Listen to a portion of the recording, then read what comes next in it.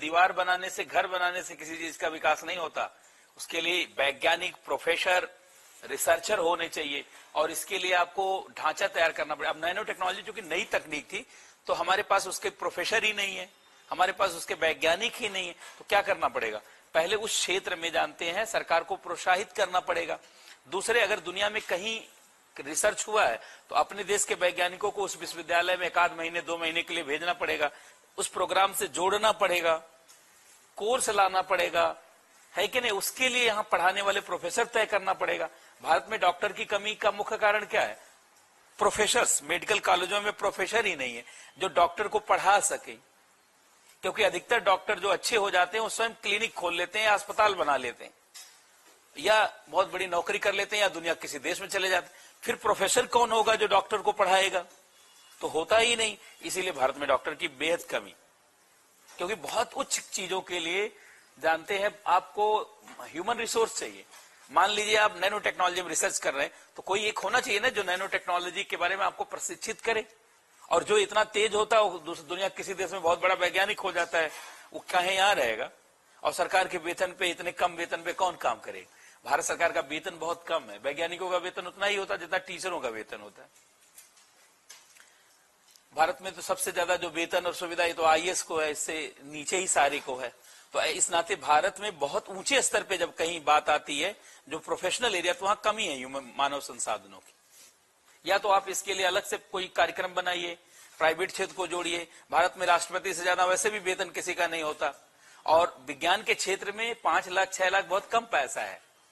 वैज्ञानिक 20 करोड़ 15 करोड़ के पैकेज पे होते हैं बहुत बड़े बड़े संस्थाओं में जो रिसर्च करते, जो आविष्कार कर सकते हैं। वो चाहे आप गूगल में देखिए चाहे एप्पल में देखिए, सुंदर पिचई का ही वेतन आप जान ही रहे हैं, 200 करोड़ उसका वेतन, इसके अलावा उसका शेयर भी है उसमें।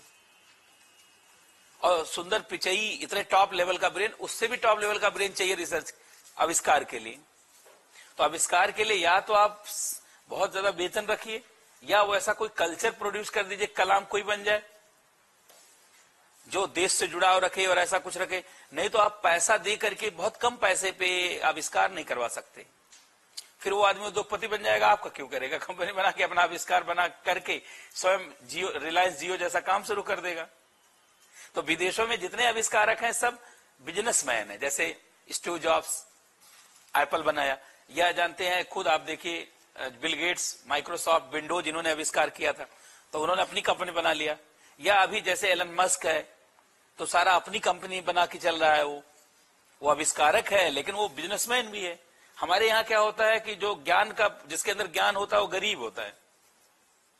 पढ़ाई लिखाई कौन करता है? नौकरी पाने वाला आदमी जमानत है।